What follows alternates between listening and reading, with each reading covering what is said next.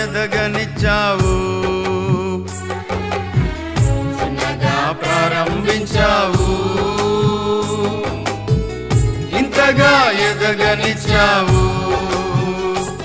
మేమేమి చేసినా నీ దయ వల్లనయ్యా, మేమెంత ఎదిగినా నీ కృపే గదయ్యా. మేమేమి చేసినా నీ దయ వల్లనయ్యా, మేమెంత ఎదిగినా నీ కృపే గదయ్యా.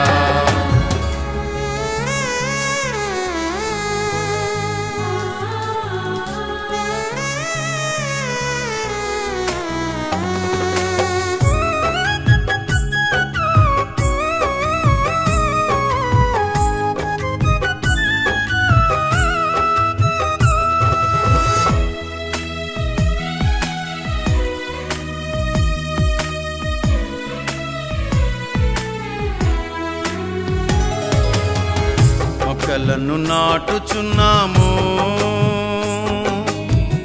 చక్కగా ఎదుగుచున్నాయి. మొక్కలను నాటుచున్నాము, చక్కగా ఎదుగుచున్నాయి. ఆత్మఫలముతో అభిషేకించుము, అనుదినము కృపలతో ఆశీర్వదించుము. ఆత్మఫలముతో అభిషేకించుము, అనుదినము కృపలతో ఆశీర్వదించుము. చిన్నగా ప్రారంభించావు, ఇంతగా ఎదగనిచ్చావు. చిన్నగా ప్రారంభించావు, ఇంతగా ఎదగనిచ్చావు. మేమేమి చేసినా నీ దయ వల్లనయ్యా, మేమెంత ఎదిగినా నీ కృపే గదయ్యా. మేమేమి చేసినా నీ దయ వల్లనయ్యా, మేమెంత ఎదిగినా నీ కృపే గదయ్యా.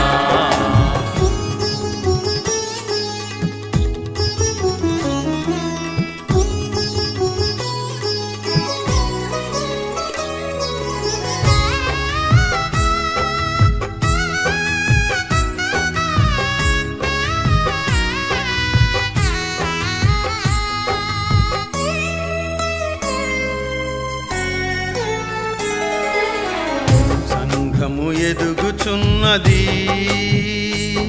సహవాసముగా సాగుచున్నది. సంఘము ఎదుగుచున్నది, సహవాసముగా సాగుచున్నది. రెక్కల నీడా మాపై ఉంచుము, ముక్కలుగాక మము కాపాడుము. రెక్కల నీడా మాపై ఉంచుము, ముక్కలుగాక మము కాపాడుము. చిన్నగా ప్రారంభించావు, ఇంతగా ఎదగనిచ్చావు. చిన్నగా ప్రారంభించావు, ఇంతగా ఎదగనిచ్చావు. మేమేమి చేసినా నీ దయ వల్లనయ్యా, మేమెంత ఎదిగినా నీ కృపే గదయ్యా. మేమేమి చేసినా నీ దయ వల్లనయ్యా, మేమెంత ఎదిగినా నీ కృపే గదయ్యా.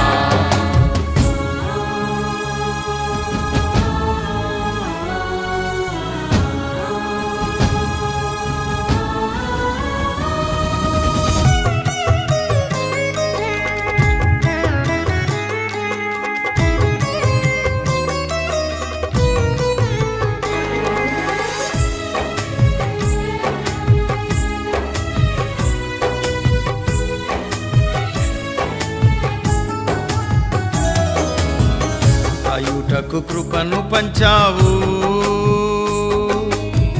మెప్పుటకు మేతనిచ్చావు. అయుటకు కృపను పంచావు, మేతనిచ్చావు. కాపరులనుగా మము పిలచిన తండ్రి, నిలచియుందుము నీ కృపలో మేము. కాపరులనుగా మము పిలచిన తండ్రి, నిలచియుందుము నీ కృపలో మేము. చిన్నగా ప్రారంభించావు, ఇంతగా ఎదగనిచ్చావు. చిన్నగా ప్రారంభించావు, ఇంతగా ఎదగనిచ్చావు. మేమేమి చేసినా నీ దయ వలనయ్యా, మేమెంత ఎదిగినా నీ కృపే గదయ్యా. మేమేమి చేసినా నీ దయ వలనయ్యా, మేమెంత ఎదిగినా నీ కృపే గదయ్యా. మేమేమి చేసినా నీ దయ వలనయ్యా, మేమెంత ఎదిగినా నీ కృపే గదయ్యా. మేమేమి చేసినా నీ దయ వలనయ్యా, మేమెంత ఎదిగినా నీ కృపే గదయ్యా.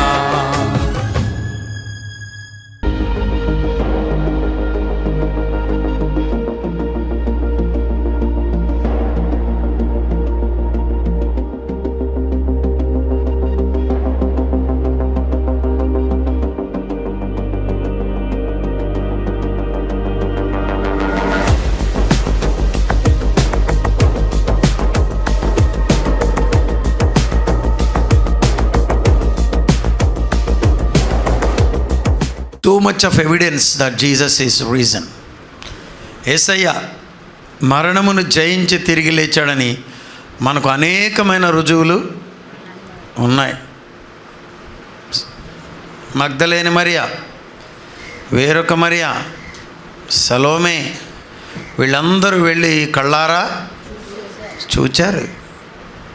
హల్లెలూయా. ఆయన మొదట వాక్యం మీరు చదువుకునేటప్పుడు ఎట్లా చదువుకోవాలంటే, నీ శాసనములు ఎన్నడూనూ తప్పిపోవు యెహోవా, ఎన్నటెన్నటికీ పరిశుద్ధతయే నీ మందిరమునకు అనుకూలం. చిన్నపిల్లలు ఈ మాట గుర్తుంచుకోండి. కామా ఉన్న చోట కొంచెం ఆగి మళ్ళీ స్టార్ట్ చేయాలి. ఫుల్ స్టాప్ ఉన్న చోట ఆగి మళ్ళీ స్టార్ట్ చేయాలి. కామా ఉన్న చోట కొంచెం బ్రేక్ ఇవ్వాలి. ఎందుకని ఆ రెండు పదాలకు గ్యాప్ రావాలి. కొంతమంది కామాలు ఫుల్ స్టాపులు ఎక్కడ పడితే అక్కడ పెడతారు. ఇంగ్లీష్లోనే కాదు తెలుగులో కూడా కామా ఎక్కడ పెట్టాలో నేర్చుకోవాలి. మీరు వింటున్నారా? అంకెలకి కూడా కామా పెడతాం కదా, తెలుసా? ఎట్లా పెడతాం? 1, 10, 100, అంతేనా? 100ల దగ్గర ఒక కామా పెడతాం. తర్వాత 1000, 10,000 అక్కడికి మరొకసారి విడగొడతాం. లక్షలు, 10 లక్షలు, కోట్లు. చిన్న చిన్న విషయాలు నేర్చుకుంటే మీకు పెద్ద పెద్ద దీవెనలు దొరుకుతాయి. ఆమేన్. యెహోవా రాజ్యము చేయుచున్నాడు,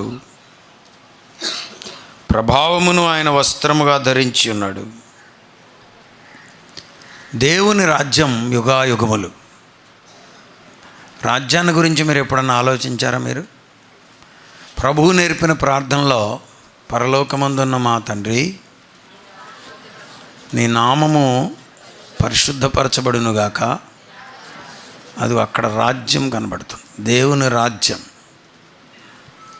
ఇప్పుడు ఈ 2 నెలలు మనకు కూడా కొన్ని నియమ నిబంధనలు పెడుతున్నారు. దేని కొరకు పోరు? రాజ్యము కొరకు. ఎన్నేండ్లు? 5 years. వింటున్నారా? దేవుని రాజ్యం, రాజ్యములోని రాణినిగాను ఉందును ఆనందముతోను. చాలా ఉన్నాయి మనకు తెలియని విషయాలు. ప్రభువు మనకు అక్కడికి వెళ్ళిన తర్వాత తెలియపరుస్తారు. దేవుడు రాజుగా ఉండబోతున్నాడు, మనం ఆయనకు రాణిగా.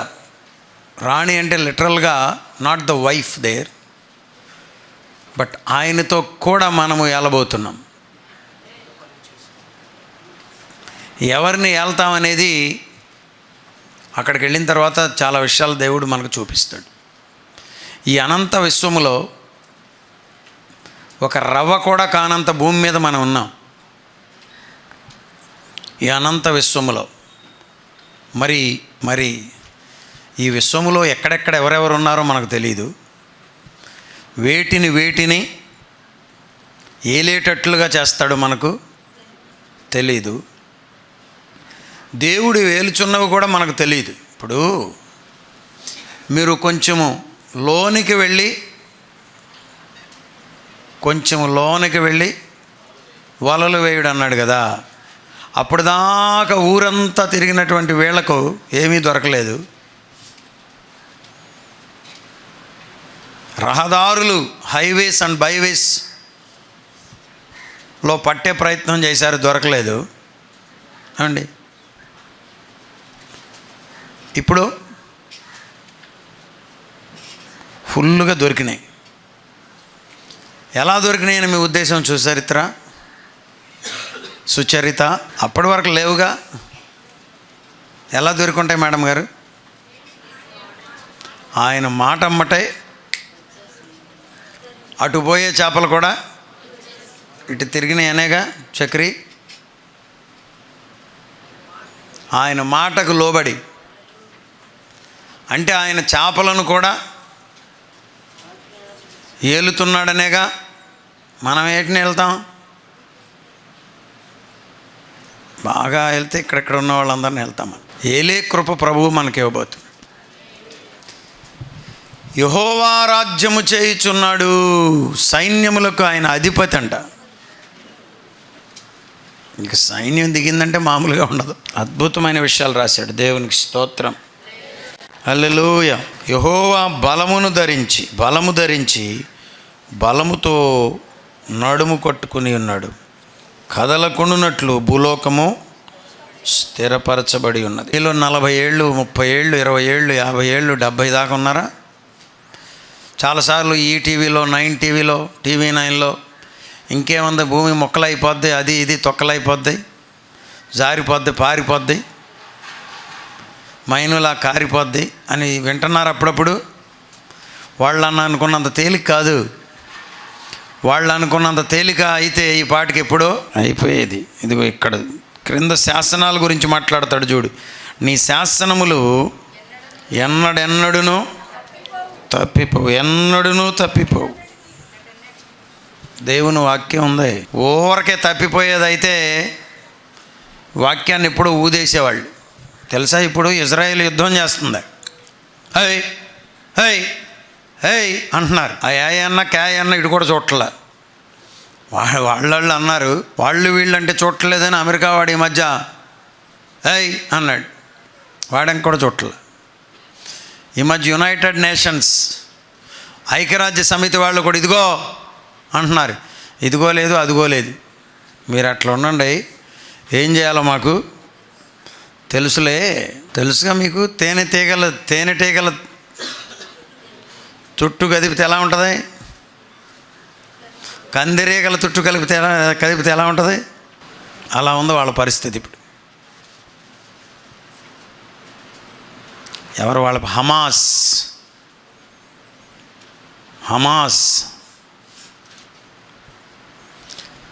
కిలోమీటర్లు సొరంగాలు తవ్వారంట క్రిందకి.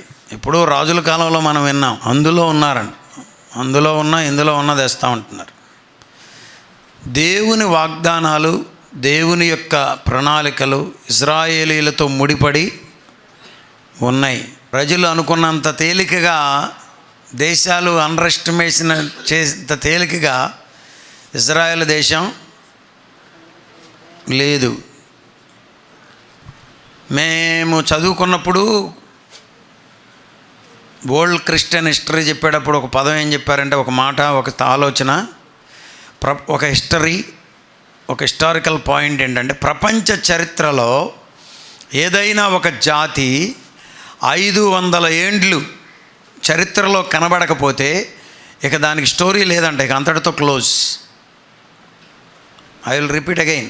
మళ్ళా చెప్తా, ప్రపంచ చరిత్రలో ఇప్పటి వరకు ఏదైనా ఒక జాతి 500 ఏండ్లు కనబడకపోతే ఇక దానికి కథ లేదు, ముగిసింది.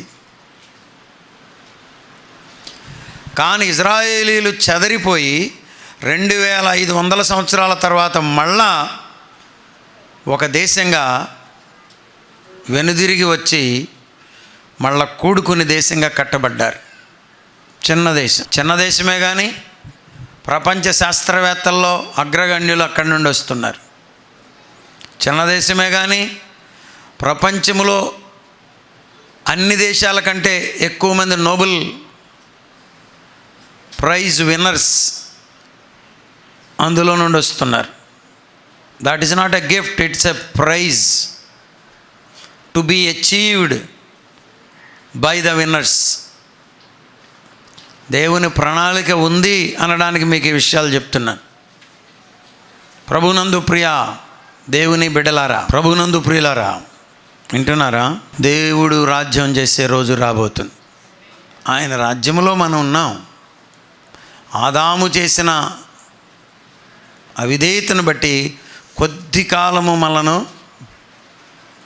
మనం దూరంగా ఉంచాడు. ఇప్పుడు మరలా దేవుడు మనల్ని కలుపుకొనబోతున్నాడు. కలుపుకొన్న తర్వాత దేవునితో యుగాయుగములు. స్తోత్రం. ఆదివారం వచ్చేసింది అనుకుంటా వ్యాన్ ఎక్కి వెళ్ళాలి, ఈ గోల లేదు ఇక మనకి. అసలు ఉండేదే ఆయనతో. ఇక రెండో పని అంటూ ఏమీ లేదు. ఆయనను ఆరాధించడం, గొప్ప చేయడం, స్తుతించడం, కొనియాడడం. అది ఎలా ఉండబోతుందో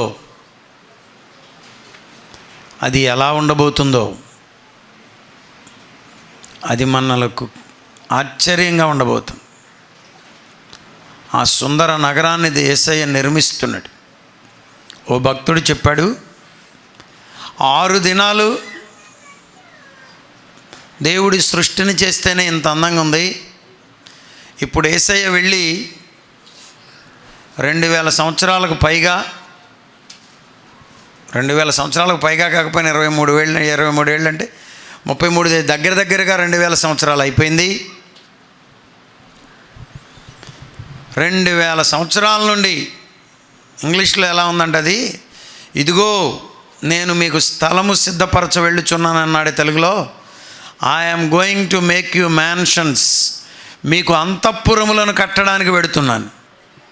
ఒకవేళ అది సిద్ధపరచబడిన ఎడల మీరు నాతో కూడా ఉండుటకు, నేను మీతో కూడా ఉండుటకు గాను మీ కొరకు నేను తిరిగి వస్తానన్నాడు. యేసయ్య రెండవ రాకడలో వచ్చేది ఎందుకొరకు? మనలను తీసుకొని వెళ్ళడానికి. హల్లెలూయా.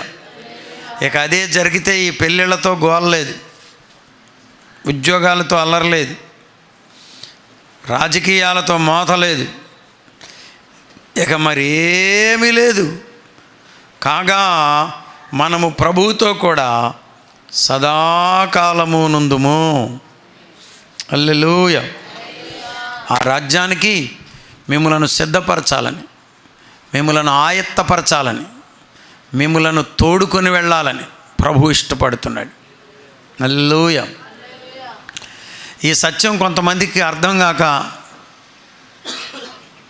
రక్షణ బంధి బాప్తిసం పొందమంటే, ఇదిగో పాస్టర్ గారు మనవడు పెళ్ళి అయిపోతే బాప్తిసం పుచ్చుకుంటా, మనవరాలు పెళ్ళి అయితే నేను ఇక మందిరానికి వస్తా.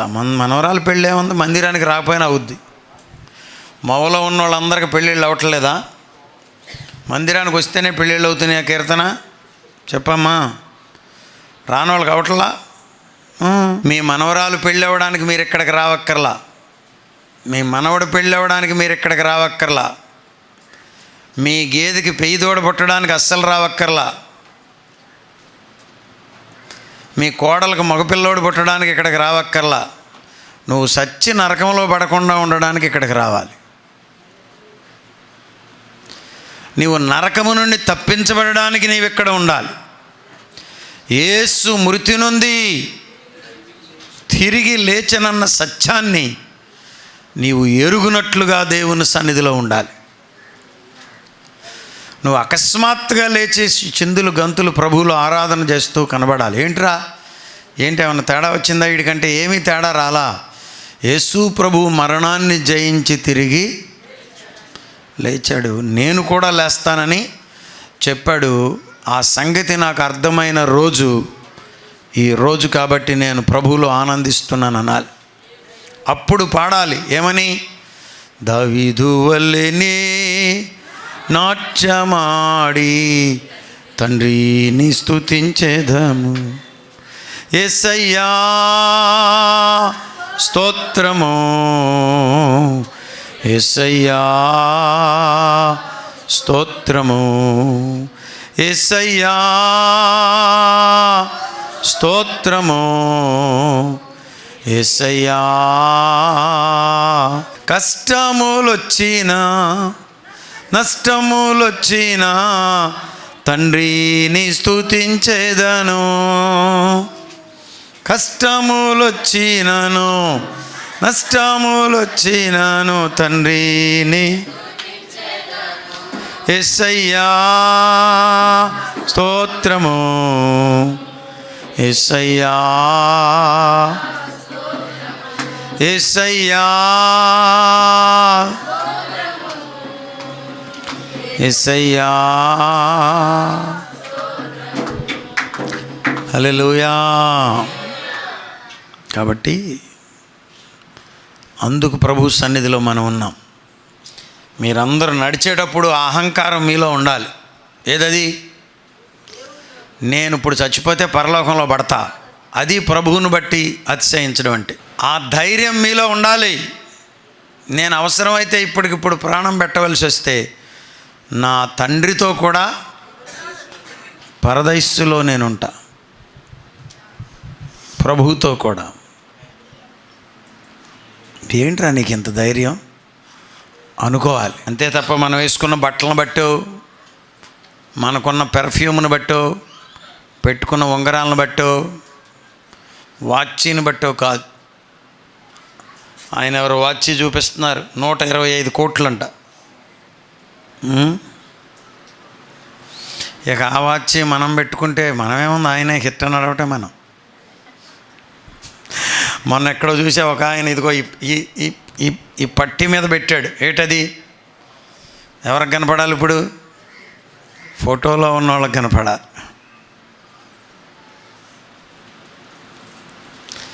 ఎవడైనను అతిశయించిన ఎడల వాడు ప్రభువునందే. వై? ఎందుకు మనం ప్రభువునందు అతిశయించాలంటే మన ప్రభు ఒక్కడే మరణమును జయించి తిరిగి లేచాడు. అక్క, చెల్లెమ్మా, వింటున్న ప్రియ శ్రోత, నీవారాధించుచున్న వ్యక్తి నిన్ను పరలోకానికి తీసుకుని వెడతాడా? అతడు మరణమును జయించాడా? ఆమె మరణమును జయించిందా? స్పర్జన్ బ్రదర్ మీకు తెలుసు, పామర్లో ఉంటాడు. వాళ్ళ అమ్మగారు పనులకని వెళ్ళి ఖమ్మం జిల్లాలో ఏదో ఒక ఊరిలో అక్కడ చనిపోయిందంట ఆమె. ఆ దినాలు అవి మరి మా అమ్మ భాషలో చెప్పాలంటే పిచ్చి రోజులు కదా. ఇక్కడ తీసుకొచ్చే అంత లేదు, అప్పుడు ఉందా? అక్కడే పాతి పెట్టారు. మరి అక్కడ ఏం జరిగిందో తెలియదు. మొత్తానికి ఇప్పుడు ఆ ఊరందరికీ ఆవిడే దేవుడంట. స్పర్జన్ వాళ్ళ అమ్మమ్మ ఆ ఊరంతరికి దేవుడు అయిపోయిందట. చూసారా? ఆమె పరలోకానికి చేర్చగలదా? వారిని నరకము నుండి తప్పించగలదా? వారి కొరకు రక్తం చెందించిందా? వారి కొరకు పాప ప్రాయశ్చిత్తం చేసిందా? చేయలా? Then why do you follow them? Why do you follow them? ఇదిగో లోక పాపమును మోసుకొని పోవచ్చున్న దేవుని గొర్రెపిల్ల అని యోహాను సాక్ష్యం చెప్పాడు. నా ప్రాణమును ఎవడు తీయలేడు కానీ నాకు నేనుగా దానిని పెట్టుచున్నాను అన్నాడు. ఎవరాయన? పాప ప్రాయశ్చిత్తార్థ బలిగా యేసయ్య తనకు తానుగా బలిని అర్పించుకున్నాడు. తండ్రి వీరేమి చేయుచున్నారో వీరెరుగరు గనుక వీరిని క్షమించమని. కేజ్రీవాల్ గారిని లోన పెట్టారు. ఆయన మొన్న కోర్టులో అడిగారంట, నేను చెప్పుకోవచ్చండి 2 మాటలు అని చెప్పమన్నారు జడ్జి గారు. మా మేనత్త గారి మనవరాలు జ్యోతమ్మ కూతురు, వాసు గారి అమ్మాయి, ఇప్పుడు లా చదువుతుంది. ఆ పాప చెప్పింది, మామయ్య నాకు సిగ్గేసిపోతుంది మామయ్య, మా క్లాస్ అంతా కూడా పెద్దోళ్ళే, పెద్దోళ్ళు అందరూ నన్ను చిన్నపిల్లలాగా చూస్తున్నారు మామయ్య అని చెప్పింది. ఏంటంటే ఎందుకు వచ్చారు? వాళ్ళను వాళ్ళు డిఫెండ్ చేసుకునడానికి, వాళ్ళ ఆస్తి పోకుండా వాళ్ళకై వాళ్ళు వాదించడానికి. ఒక ఆయన మరీ పెద్ద ఆయనంట, తాతయ్య గారి వయసు అంట. ఆయన అన్నాడంట, అమ్మా నాకు ఒక్కటే ఒక కోరికరా, లాయర్ అనిపించుకుని చనిపోవాలని ఉంది. The point that I wanted to make is this: Yesayya తనకు తాను డిఫెండ్ చేసుకోలేడా? పిలాతు ముందు నిలబడినప్పుడు యేసయ్య తనకు తాను వాదించుకోలేడా? నేనే మార్గము సత్యము జీవమని, సజీవ జలవర ప్రదాతయని, ఈ భువిలో వెలసినవో ప్రభో యేసు ప్రభో. హల్లెలూయా, హల్లెలూయా. మొన్నటికి మొన్న 80-90 వరకు ఎక్కువ లేవు క్రిస్టియన్ పాటలు. ఎక్కడో జిక్కీ గారు పాడిన పాటలో, ఏమండి బాలసుబ్రహ్మణ్యం గారు పాడిన పాటలో, ఆయన ఎవరో ఘంటసాల గారు అయితే నేను పాడలే బాబు యేసు ప్రభు జోలు నాకెందుకు అన్నాడట. వాళ్ళు వేటూరు సుందరరామూర్తి గారు రాసిన పాటలో, లేకపోతే ఎక్కడన్నా 1-2 పాత ఏవవి ఆంధ్ర క్రైస్తవ కీర్తనలో, ఇక ఆ పాటలు. అందుకనే వాళ్ళ పాటలు మీరు, ఈ భువిలో వెలసినవో ప్రభో యేసు ప్రభో, హల్లెలూయా హల్లెలూయా హల్లెలూయా హల్లెలూయా. పాటలు వినడానికి బాగానే ఉన్నా కానీ కొన్ని పదాలు వాళ్ళు బయట పదాలు తెచ్చిపెట్టారు. Biblical words కాదవి. వెలసిన అనే పదం, ఇవన్నీ బిబిలికల్. మన మొవలో ఆశీర్వాదం అయ్య గారు ఉండేవారుగా, బాగా థియాలజీ అని ఆయన, సిరంపూర్ యూనివర్సిటీ గ్రాడ్యుయేట్ ఆయన. ఒకరోజు కృష్ణ గారి హోటల్లో కూర్చొని ఎవరితోనో వాదిస్తున్నాడు. ఈ లీలలు, ఈ పదాలు బైబిల్లో లేవండి, లీలలంతా మాయ, యేసు ప్రభు ఎప్పుడు మాయ చేయలేదు అంటున్నాడు ఆయన. తరువాత ఇదిగో అక్క వచ్చారుగా, సోనలతక్క, మన దీవెన్ వాళ్ళ ఫాదర్ కృపామయుడు మినిస్ట్రీస్ అనేటటువంటి పేరుతో ఆయన వచ్చిన తర్వాత క్యాసెట్ వరల్డ్లోనికి క్రిస్టియన్ సాంగ్స్ కోకొల్లలుగా గుట్టలుగా క్యాసెట్లు తీసి పెట్టారు. ఇక ఆ తర్వాత వీళ్ళందరూ సహవాసానికి ఒక క్యాసెట్ తీయడం అంటే ఇలాగని మొదలుపెట్టి మొత్తం క్యాసెట్లు అని తీసేస్తున్నారు. అంతకుముందు ఎక్కడో ఇక మన చిన్నప్పుడు ఇక హిట్ సాంగ్స్ ఇక ఎంతసేపు ఇవే వినబడేవి. ఇక ఆ పాత పాటలే తప్ప, ఆ జిక్కీ పాడిన పాటలో, పి సుశీల పాడిన పాటలో తప్ప ఇంకా మరి క్యాసెట్సే పెద్దగా లేవు.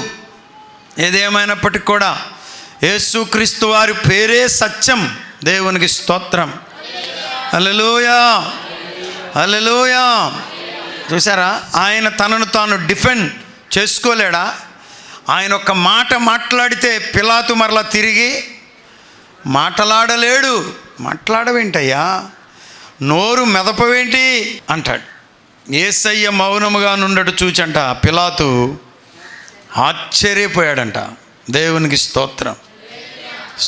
చెప్పండి. హల్లెలూయా. యేసయ్య పలికితే వారు అక్కడ ఉండేవారు, కానీ ఏం మాట్లాడలే. ఆయన మౌనంగా ఉన్నాడు. స్తోత్రం. ఎందుకొరకు తెలుసా? మన కొరకు ప్రాయచిత్తార్థ బలిగా ప్రాణం పెట్టి, మన కొరకు రక్తమును చిందించి మన కొరకు వెలను చెల్లించడానికి. ఈ సత్యాన్ని మీరు తెలుసుకొని దీనిని బట్టి మీరు ధైర్యముగా ఉండాలి. స్తోత్రము కలుగునుగాక. మనము దేని యందు అతిశయించాలి? మేము సిలువ వేయబడిన క్రీస్తును ప్రకటించుచున్నాము. మనము దేని యందు అతిశయించాలి? మేము పునరుత్థానుడైన యేసును ప్రకటించుచున్నాము. దేవునికి స్తోత్రం.